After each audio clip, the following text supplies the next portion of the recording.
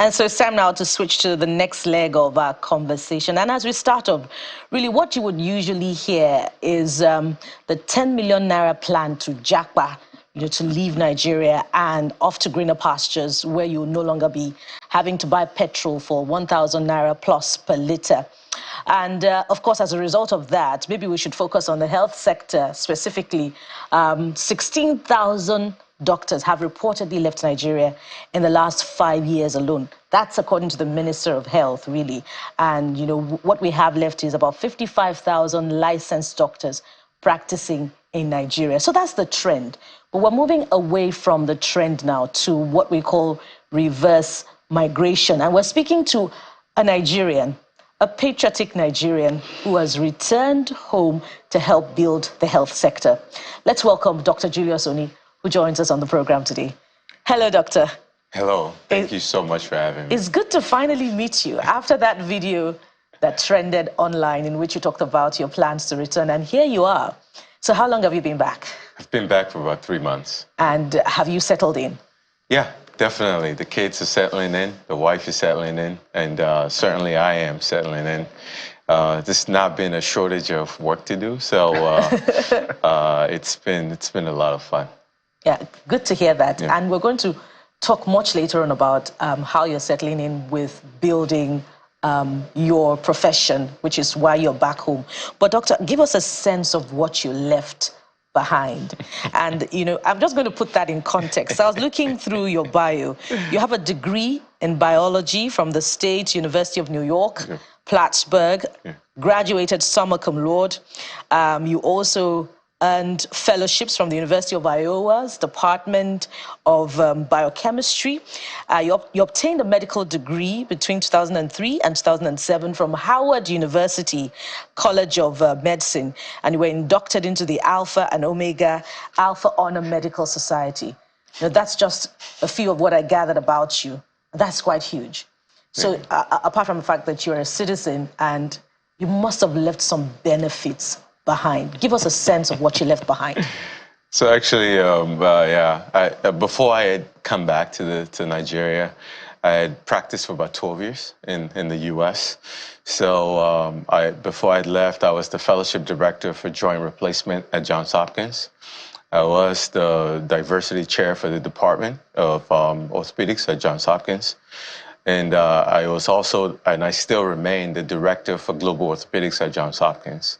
Also, I currently chair the American Association of Hip and Knee Society Humanitarian Committee.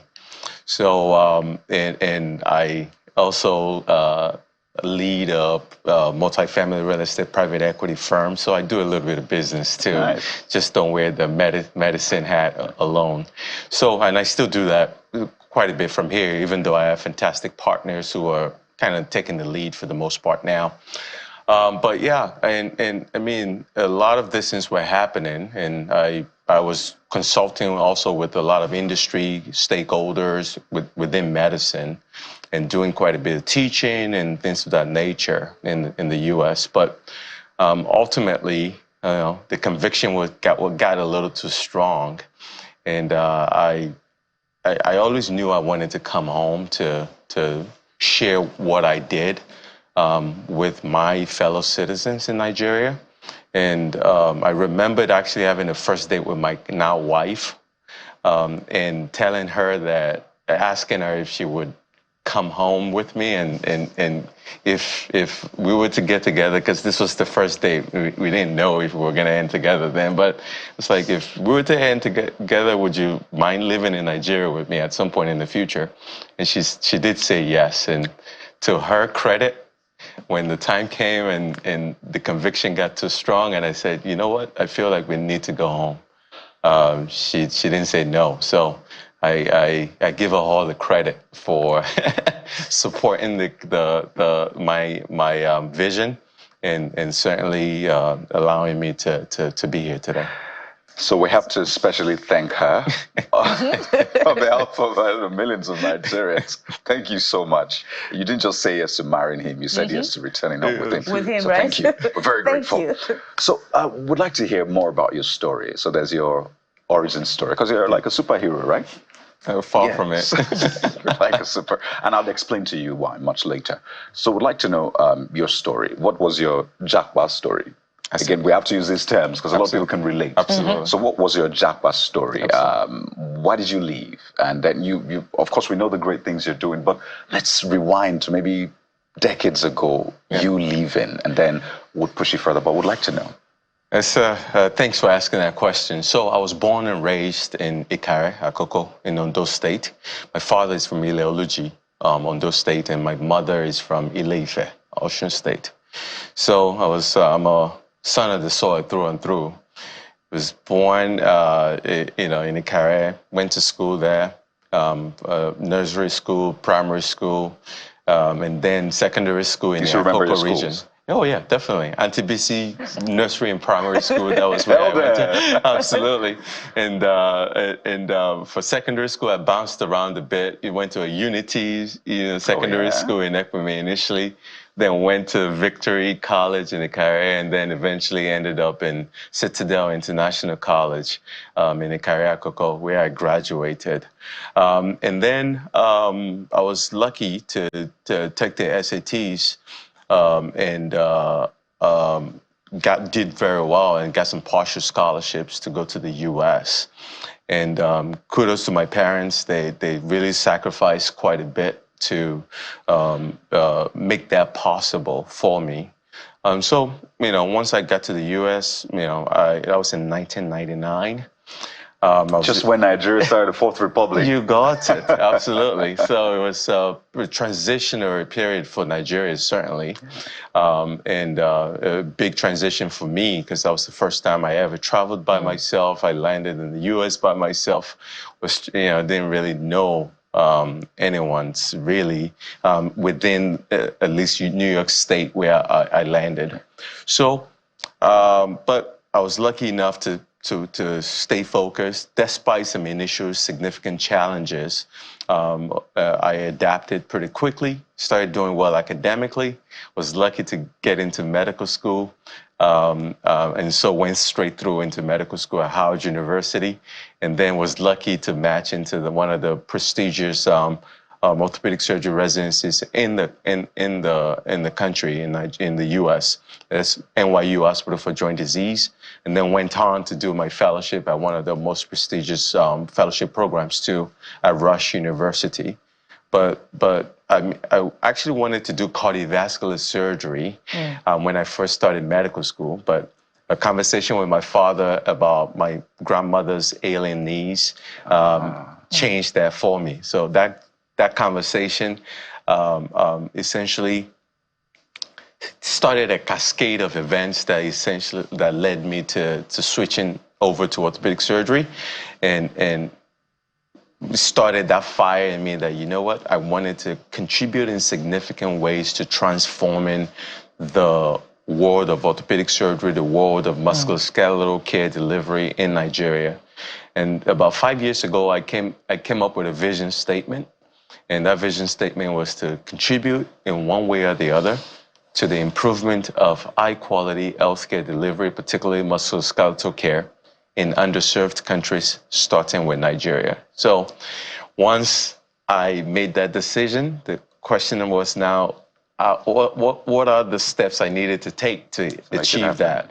And I figured out what those steps were, reverse engineer it. What do I need to be doing on a weekly basis, monthly basis, quarterly basis, yearly, to get to that step? And thankfully, I was able to achieve it. I just wanted to ask, pardon me, Bukola, so what did that conviction feel like? It's important. I need you to explain it, because some people think it's just that feeling and you're like, yeah, I'm doing it. And everyone's like, are you okay? Are you mad? But what did it feel like for you? Was it a mix of fear and conviction, uncertainty, and hey, if this thing doesn't work, what did it feel for you? Can you describe it? It was a lot of fear, a lot of doubt, a lot of questioning if I was making the right decisions. Because I mean, I was an associate professor. At that point, I was an assistant professor. When I made the decision, became an associate professor.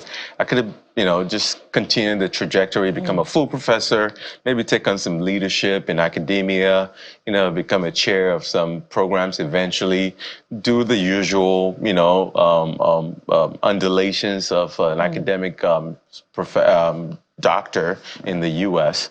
But I looked at that path and it just didn't excite me, to be frank with you. And I looked at, if I put the same unit of work into Nigeria,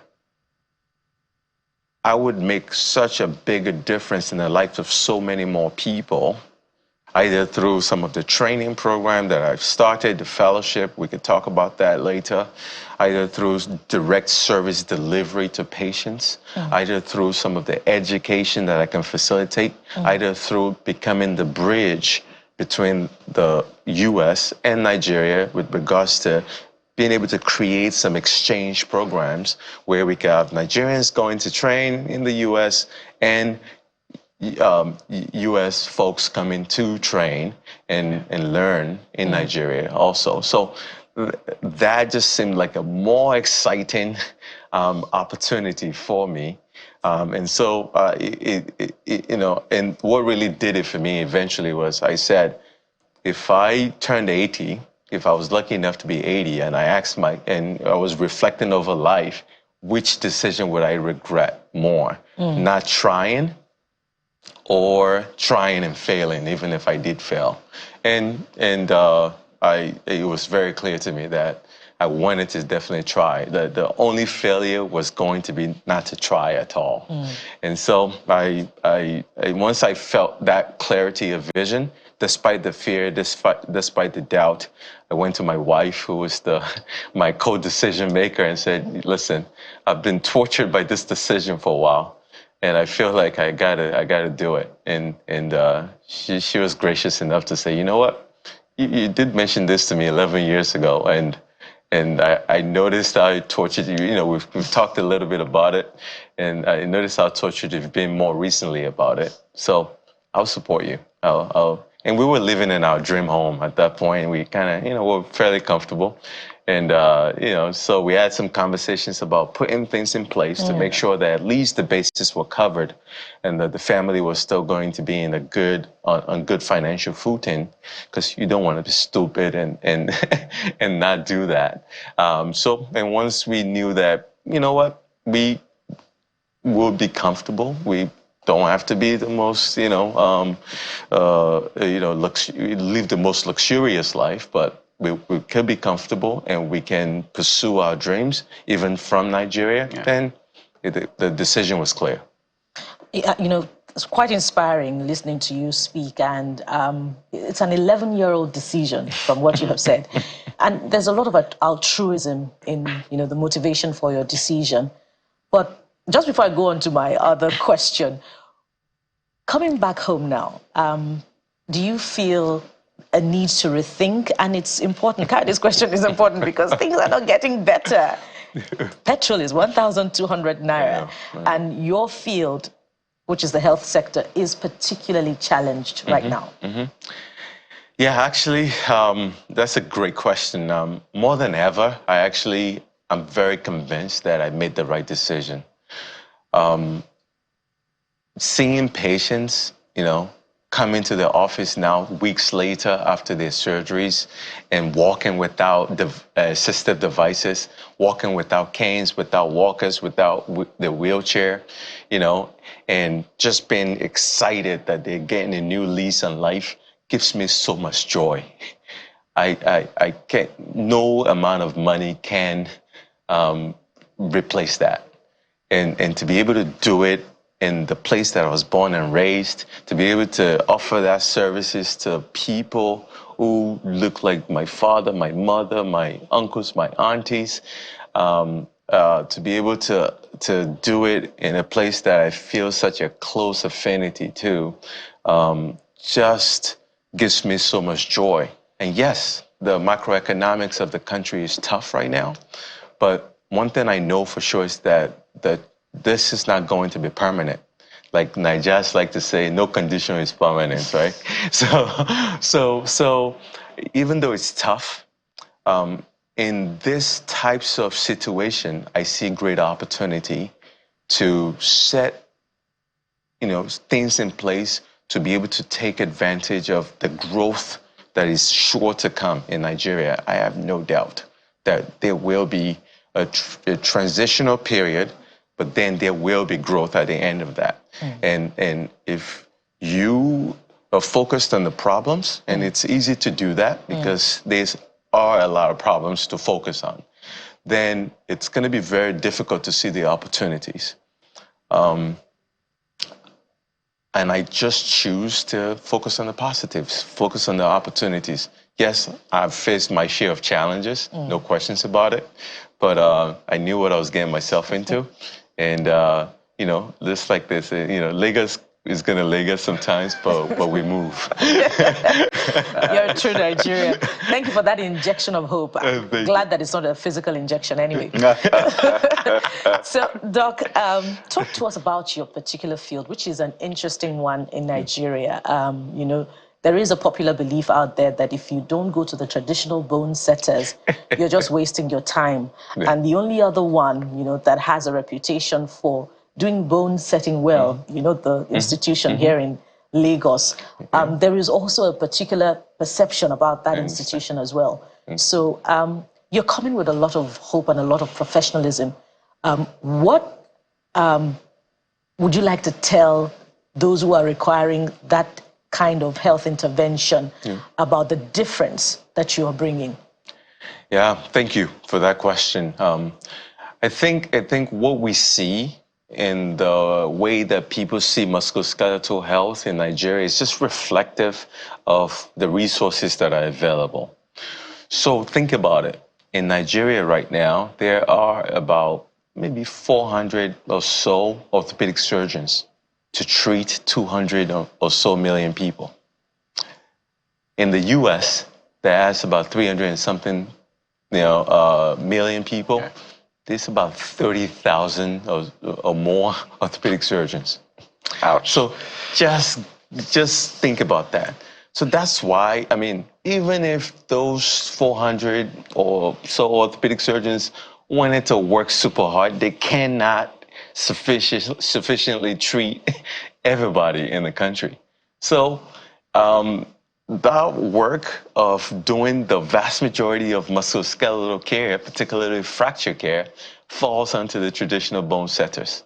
And there's no question, and I've looked into this research, that traditional bone setters have a higher complication rate.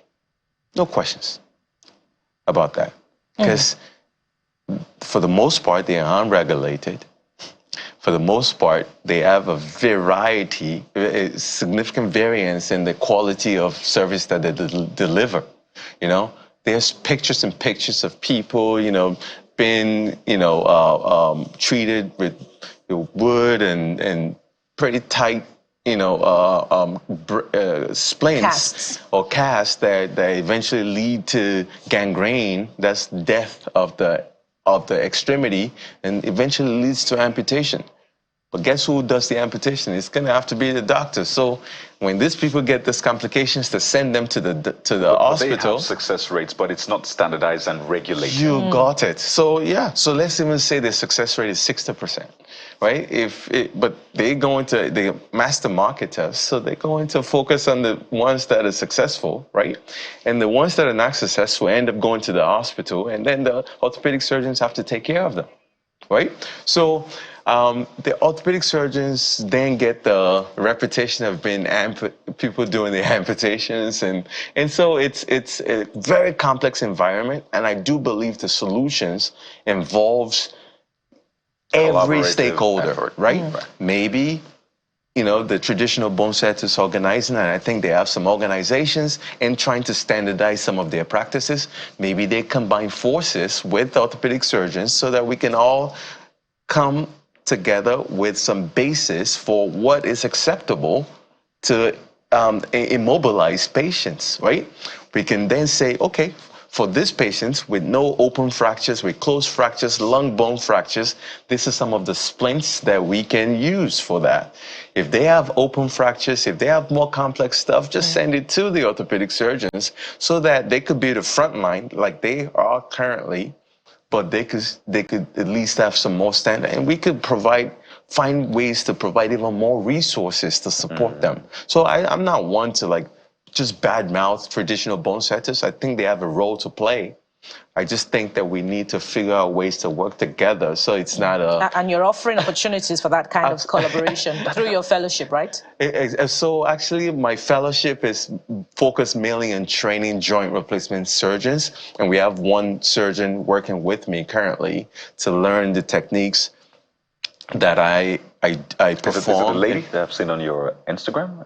What did you say? Is it a lady? No, it's actually a gentleman. So I've seen some pictures on your Instagram of your team, but please go ahead. Yeah, it's a gentleman, absolutely, who is working with me right now, and we are doing the surgeries together. I'm showing him some of the ropes around it, and my goal is that by the end of the year that he's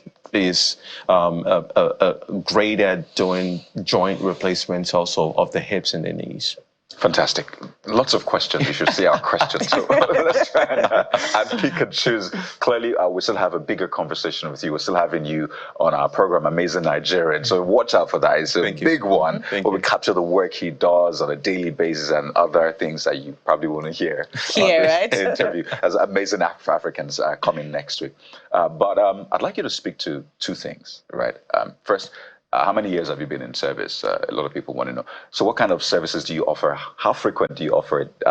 What kind of patients? I'm trying to limit my questions. What kind of patients do you see? What's your average day like? How many surgeries have you conducted? I'll stop that's now. about 6 questions. I love it. Yeah. So I've been in practice for 12 years. I graduated from orthopedic surgery residency in 2012, and did an extra year of fellowship. But by then I was already an orthopedic surgeon.